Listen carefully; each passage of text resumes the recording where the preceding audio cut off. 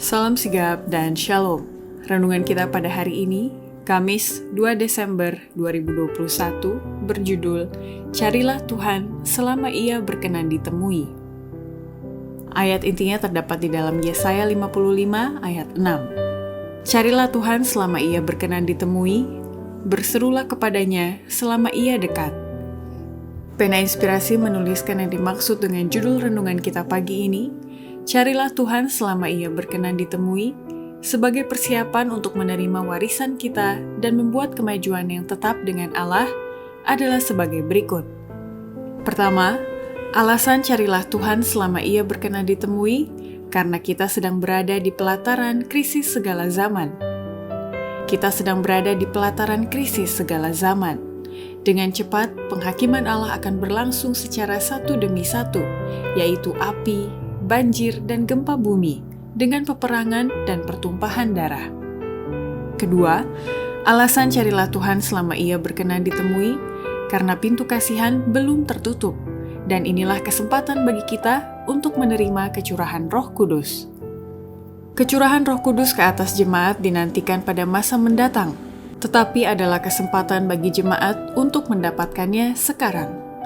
Carilah itu, doakanlah itu, percayalah akan hal itu. Kita harus memilikinya dan surga sedang menunggu untuk menganugerahkannya.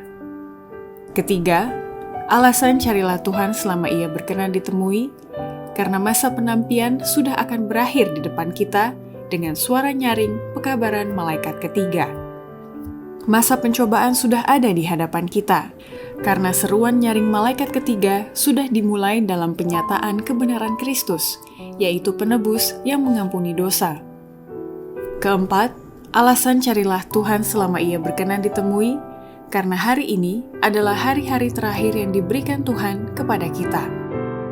Kita harus berjaga-jaga dan bekerja, serta berdoa, seakan-akan inilah hari terakhir yang diberikan kepada kita.